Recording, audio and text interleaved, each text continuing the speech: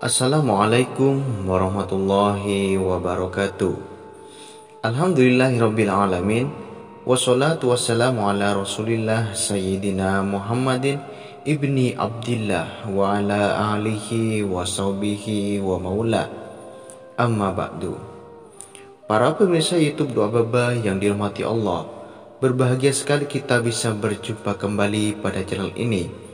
Insya Allah melalui channel ini kami akan selalu memberi hal-hal yang bermanfaat untuk Anda semua. Alhamdulillah, segala puji syukur kita hanya patut bagi Allah. Banyak nikmat yang telah diberikan kepada kita, di antara nikmat yang sangat agung yaitu nikmat kesehatan, iman, dan Islam. Sholawat serta salam semoga selalu tercurah limpahkan kepada panutan kita, panutan dalam segala hal. Beliau adalah Nabi yang sangat agung, Nabi Muhammad sallallahu alaihi wasallam. Allahumma sholli ala Sayyidina Muhammad wa ala ali Sayyidina Muhammad. Pada kesempatan kali ini saya akan membahas 5 amalan disukai Allah. Sederhana namun penuh berkah dan jarang disadari. Lantas, apa sajakah 5 amalan ringan tersebut? Simak mengenai amalan yang disukai Allah yang sederhana tapi jarang diketahui umat muslim. 1. Mempermudah urusan orang lain. Amalan yang disukai Allah Subhanahu wa taala yang pertama adalah mempermudah urusan orang lain. Ini merupakan salah satu contoh dari sikap mablum minan nas. Ada banyak cara yang bisa kita lakukan untuk mendapatkan pahala dari amalan yang disukai Allah satu ini, seperti membahagiakan orang sekitar, membantu mentraktir teman, dan sebagainya. Bahkan kehebatan dari amalan yang dicintai Allah ini diperumpamakan lebih baik daripada iktikaf di Masjid Nabawi selama 1 bulan. Hal ini dijelaskan oleh Rasulullah SAW dalam sebuah hadis berikut. Manusia yang paling dicintai Allah adalah yang paling bermanfaat untuk manusia. Dan amalan yang paling dicintai oleh Allah adalah kegembiraan yang engkau masukkan ke hati seorang mukmin, atau engkau hilangkan salah satu kesusahannya, atau engkau membayarkan hutangnya, atau engkau hilangkan kelaparannya. Dan aku berjalan bersama saudaraku untuk memenuhi kebutuhan. Itu lebih aku cintai daripada beriktikaf di Masjid Nabawi selama sebulan lamanya. Dan siapa yang menahan marahnya, maka Allah akan tutupi auratnya. Barang siapa yang menahan marahnya padahal ia bisa menumpahkannya, maka Allah akan penuhi hatinya dengan keriduan di hari kiamat. Dan barang siapa berjalan bersama saudaranya sampai ia memenuhi kebutuhannya, maka Allah akan mengokohkan kedua kakinya di hari ketika banyak kaki-kaki terpeleset ke api neraka. Nomor 2, menjadi orang yang bermanfaat. Amalan yang disukai Allah selanjutnya yang mungkin tak banyak diduga adalah menjadi sosok yang bermanfaat bagi orang lain. Hal ini bagian dari praktik hablum minan nas. Menjadi orang yang bermanfaat ini juga ada dalam hadis yang disebutkan dalam poin pertama tadi. Islam mengajarkan agar kita gemar memberikan manfaat kepada orang lain. Salah satu dasar hukum pendukung lainnya dari hadis berikut. Rasulullah SAW bersabda, tangan di atas lebih baik daripada tangan di bawah. Hadis riwayat Bukhari. Rasulullah SAW mengajarkan kita umatnya agar mempunyai jiwa yang gemar memberi manfaat dan tak bersandar atau terlalu bergantung kepada orang lain. Seorang mukmin yang baik akan selalu memikirkan agar hidupnya berguna.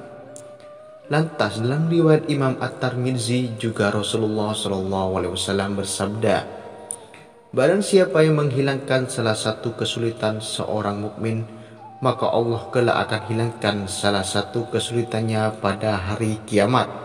Nomor 3, berbakti kepada orang tua. Amalan yang disukai Allah berikutnya adalah berbakti kepada kedua orang tua, baik saat mereka masih hidup maupun telah wafat. Selama mereka masih ada, berbakti dan memuliakannya tanpa menyakiti. Hal ini menukil dalam penggalan surat di kitab suci Al-Quran dan ditegaskan kembali oleh Rasul dalam banyak hadis. Dan Tuhanmu telah memerintahkan supaya kamu jangan menyembah selain Dia, dan hendaklah kamu berbuat baik pada ibu bapakmu dengan sebaik-baiknya. Quran Surat Al-Isra ayat 23-24. Sedangkan saat kedua orang tua telah berpulang, kewajiban seseorang anak adalah mendoakan mereka. Dari Ibnu Mas'ud, dia berkata, "Aku berkata, wahai Rasulullah, amal apakah yang paling utama?" Beliau menjawab, "Salat pada waktunya." Aku berkata, "Lalu apa?" Beliau menjawab, "Berbakti kepada kedua orang tua." Aku berkata, "Lalu apa?" Beliau menjawab, "Berjihad di jalan Allah." Sahih Al-Bukhari nomor 527 dan Muslim nomor 85. Keempat, bersedekah. Amalan yang disukai Allah berikutnya yakni dengan bersedekah, baik dalam bentuk harta maupun jasa atau amal kebaikan. Sesungguhnya orang-orang yang bersedekah, baik laki-laki maupun perempuan, dan meminjamkan kepada Allah pinjaman yang baik, niscaya akan dilipat gandakan ganjarannya kepada mereka, dan bagi mereka pahala yang baik. Quran Surat Al-Hadid ayat 18. Dilarang menjadikan sedekah sebagai hal yang memberatkan, karena amalan yang disukai Allah satu ini tidak melulu soal harta. Kita bisa bersedekah secara ikhlas saat berusaha membantu orang lain. Berikut ini sejumlah sabda Nabi SAW yang menjelaskannya. Dari Abu Musa dari Nabi SAW, beliau bersabda, "Wajib bagi setiap muslim untuk bersedekah." Para sahabat bertanya, "Wahai Nabi Allah, bagaimana jika ia tidak mendapatkan untuk bersedekah?" Beliau menjawab, "Berusaha dengan tangannya sehingga bermanfaatnya untuk dirinya dan bersedekah." Mereka bertanya, "Bagaimana jika tidak bisa melakukannya?" Beliau bersabda, "Menolong orang yang sangat memerlukan bantuan." Mereka bertanya, "Bagaimana jika ia tidak bisa melakukannya?" Beliau bersabda, "Menyuruh untuk melakukan kebaikan dan menahan diri dari kejahatan, maka hal itu adalah sedekah baginya." Hadis riwayat Al-Bukhari, Muslim, dan Ahmad. Dalam hadis yang lain, Rasulullah SAW bersabda, "Engkau membantu seorang menaikkan barang ke atas kendaraannya, itu adalah sedekah." Kelima, salat tepat waktu. Seperti diketahui bahwa salat merupakan tiang agama dalam Islam. Bahkan kelak di akhirat, salat menjadi amal yang dihisab atau dihitung pertama kali. Hal ini dijelaskan dalam hadis yang disebutkan sebelumnya. Selain itu, ada sejumlah ayat dan sabda Nabi Muhammad SAW juga yang turut menjelaskan amalan yang disukai Allah ini. Bahkan kelak salat tepat waktu akan menjadi cahaya penerang di hari kiamat. Artinya, dari Abdullah bin Amru dari Nabi SAW bahwasanya suatu hari beliau pernah menyebutkan mengenai sholat seraya bersabda, "Barang siapa yang menjaganya, ia akan mempunyai cahaya, bukti, dan keselamatan kelak di hari kiamat. Dan barang siapa yang tidak menjaganya, maka ia tidak mempunyai cahaya, bukti, dan keselamatan pada hari kiamat, dan ia akan tinggal bersama Quron, Fir'aun, Hamam, dan Ubay bin Khalaf." Hadis riwayat Ahmad nomor 6288.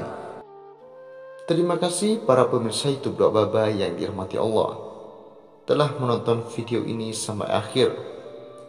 Dan jangan lupa subscribe channel ini, like, dan komen. Wassalamualaikum warahmatullahi wabarakatuh.